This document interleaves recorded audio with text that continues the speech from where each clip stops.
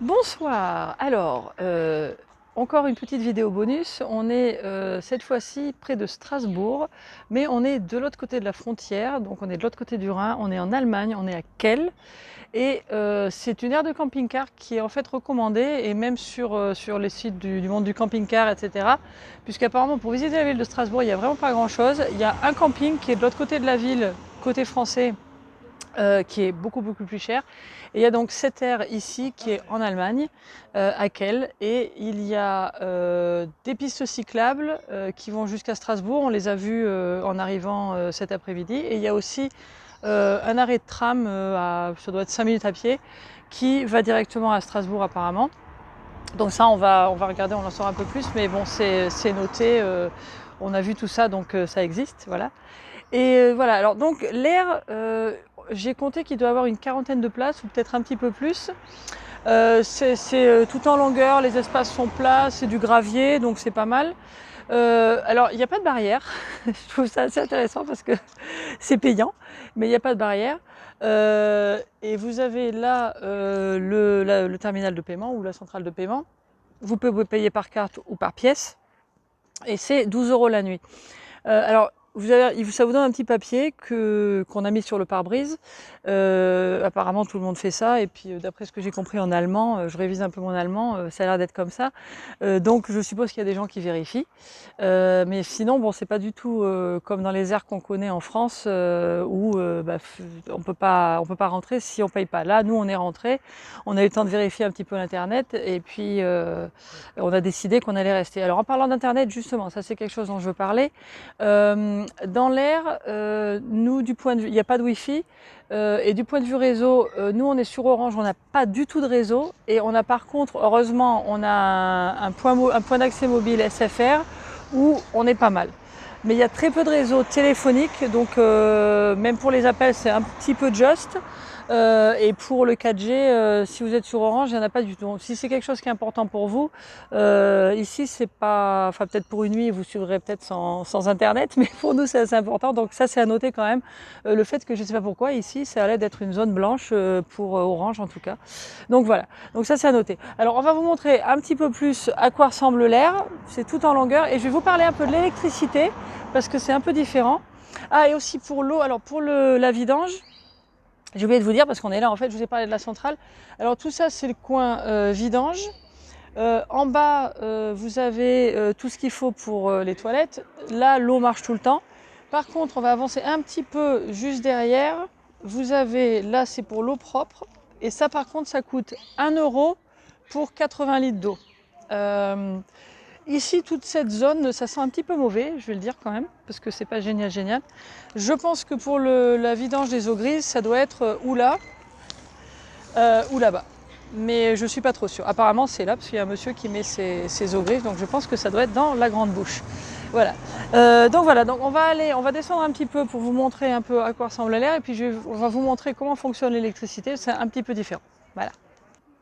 Ok, donc voilà, donc là on est, l'entrée de l'air est devant moi, et puis derrière nous on est tout au fond. Donc voilà, donc c'est une aire qui est toute en longueur.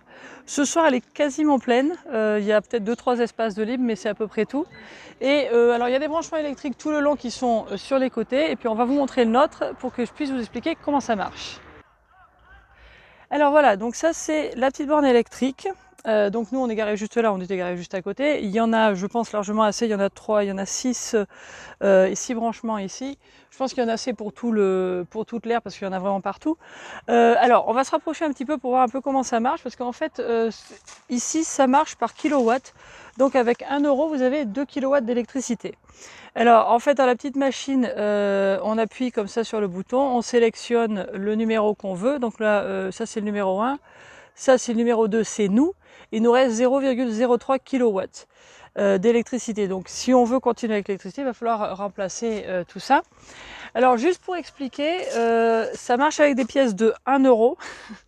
Alors nous on n'avait pas prévu ça, donc il y a un monsieur gentil, il se trouve qu'on n'avait pas de pièce d'1 € dont je me souvenais. Il y a un monsieur gentil à l'entrée qui nous a fait la monnaie pour 2 €, donc il nous reste 1 €. Après j'en ai retrouvé une ou deux de plus. Donc il faut savoir que si vous venez ici et que vous avez besoin d'électricité, il faut avoir des pièces de 1 €. parce qu'il n'y a pas d'endroit où vous pouvez faire de la monnaie. Alors, pour vous donner une idée du kilowatt, moi j'avais vraiment aucune idée. Nous, on est arrivé vers 14 h. Il est maintenant 20 h 42. Alors 14, 15, 16, 17, 18, 19, 20, 21. Donc ça fait à peu près 6 heures pour nous. Donc un petit peu plus de 6 heures depuis qu'on a mis 1 euro. Et on a donc le frigo et on a chargé un peu nos ordinateurs. Et puis le hotspot, donc c'est tout. Donc ça c'est à peu près ce que ça nous fait. Donc voilà. Et sinon, juste derrière nous, tout au fond, là, il y a de quoi faire pour les poubelles. Donc c'est assez pratique, hein. Alors c'est très bien placé pour Strasbourg et comme j'ai dit, apparemment dans la ville de Strasbourg il n'y a pas grand chose d'autre. Donc c'est une option. Il faut juste savoir qu'il y a les pièces pour l'électricité, si c'est vraiment essentiel, donc il faut à tout prix avoir des euros, il faut prévoir. Si vous faites de la lessive, vous avez peut-être déjà ça prévu, donc ça c'est déjà bien.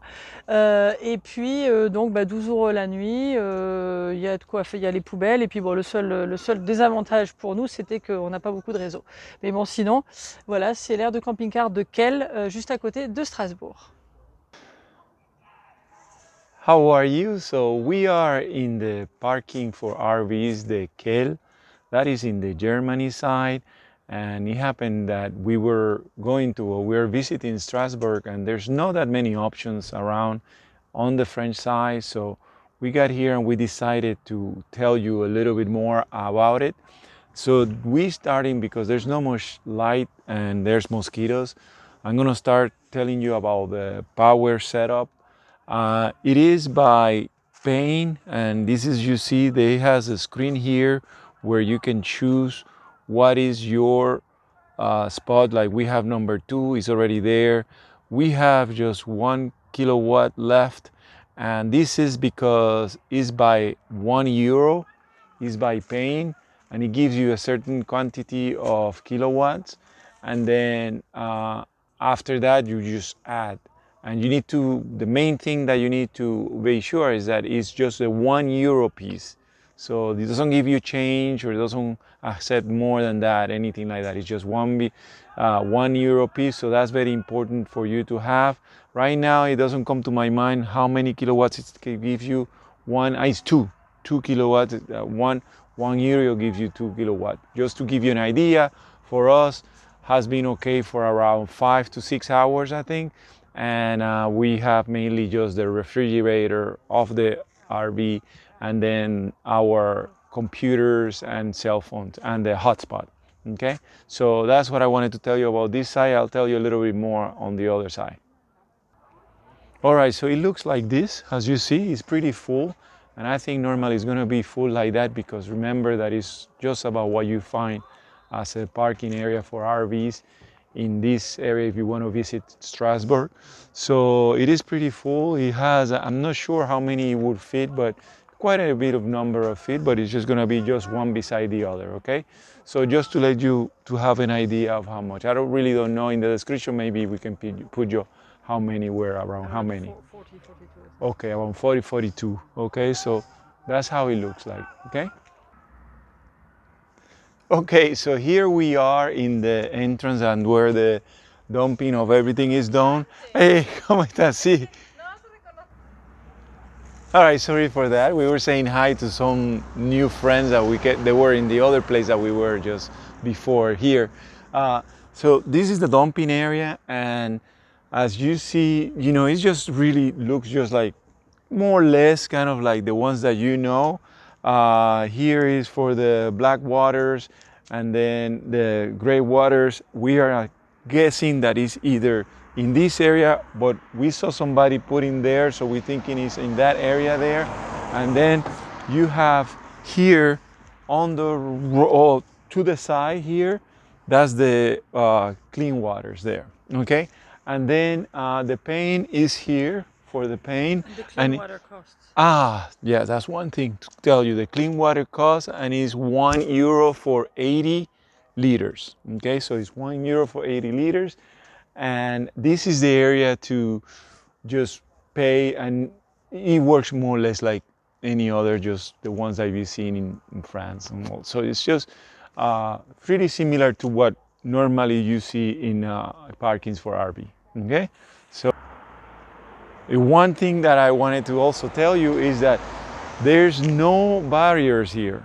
So the cost of staying here is 12 euros, but I don't know how they check it. What they say there is to put the ticket on the dash, but I'm not sure if people check or not, but it's 12 and there's no barriers. You just come, you park, and then you go and you come and pay, and then you put the ticket, the receipt in front of the dash. So that's how it works here, you know, and that's what I think people do. I've seen people put it, and that's how it is. I think that's all what I wanted to say. Any other thing? And the Wi-Fi is really. I mean, for us, we have Orange, which is a company from France. That one we couldn't get anywhere. Meaning here in this area, we couldn't get any reception. But we have SFR, which is red from FFR, and we have a hotspot from that, and that has worked. Okay, so we connect to the internet like that. But the 4G and very little of the cellular connection for the Orange did not work. Okay, so that's the other thing I wanted to tell you. All right, ciao.